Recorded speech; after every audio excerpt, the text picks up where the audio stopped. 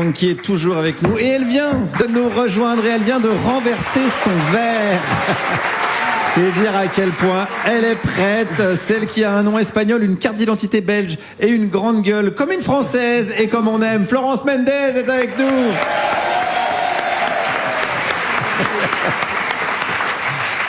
Alors on me reproche souvent de faire des blagues trop trash. Bon, si c'est le cas, dites-le moi, on peut convenir d'un code.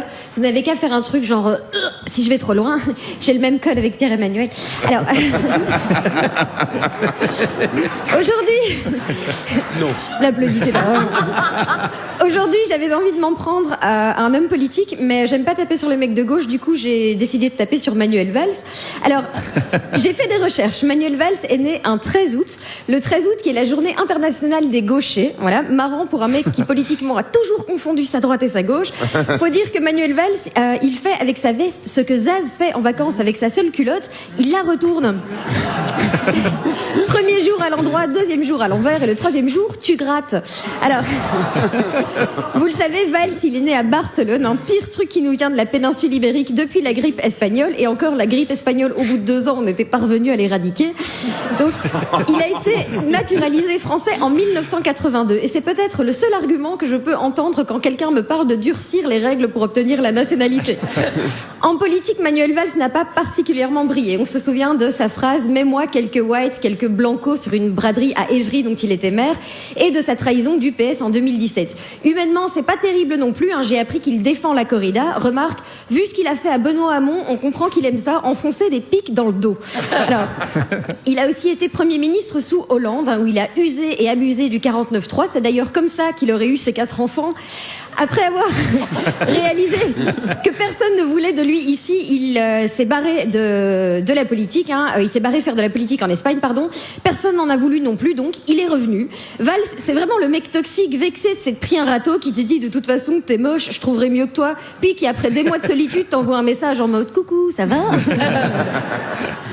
Pauvre Valls, le PS ne veut plus entendre parler de lui, les habitants d'Évry ne veulent plus entendre parler de lui, les Barcelonais ne veulent plus entendre parler de lui, tout le monde le jette, c'est plus un homme politique, c'est un javelot, voilà. Le mec, c'est le Kasparov de la politique, un talent inné pour les échecs, mais il ne renonce pas. Merci.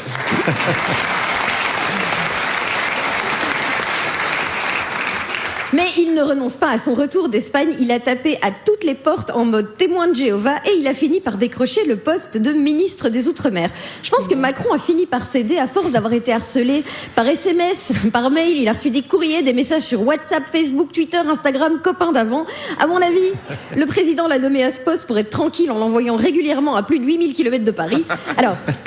j'ai lu qu'à l'époque, des gens trouvaient des similitudes entre Valls et Sarkozy. Il y a de ça, même s'ils n'ont pas exactement eu le même rôle. Il y a un actif et un passif. Sarko a enculé tout le monde et Valls, c'est un peu l'inverse. Alors, on nous l'a aussi présenté comme un rempart à l'extrême droite. Non, c'est pas un rempart, c'est un pont-levis abaissé pour que l'ennemi puisse rentrer tranquille. La preuve, en 2023, il a participé à un grand débat organisé par Valeurs Actuelles, débat avec Jordan Bardella, Thaïs Descuffon et des proches d'Éric Zemmour. Alors j'imagine la gueule du débat. Je pense que le danger, c'est les musulmans. Mais non, je ne peux pas vous laisser dire ça. Le danger, c'est les musulmans et les woke. Vous avez raison. Ah, ça fait du bien, un débat constructif comme ça. Bon, qui veut du saucisson? Allez, alors, Valls a aussi déclaré récemment que la haine des juifs vient essentiellement du monde arabo-musulman. Mais oui, bien sûr. D'ailleurs, Hitler faisait ses 5 prières par jour et les camps de concentration étaient bâtis en direction de la Mecque. Alors,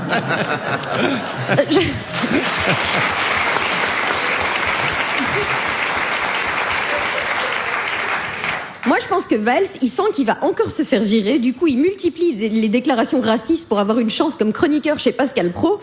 Alors, côté vie privée, Valls a déclaré que sa sœur s'était longtemps battue contre une addiction à la drogue. Chapeau à elle d'en être sortie. Moi, si mon frère c'était Manuel Valls, j'aurais du mal à arrêter de me droguer, honnêtement. Non, mais... le mec, il est hors sol. Il a quand même déclaré au sujet de l'élection présidentielle « Je ne peux pas me désintéresser de 2027 ». Mais parce qu'il croit encore que les Français voudront de lui, Valls, c'est Francis Holm qui se prend pour le bachelor, vraiment.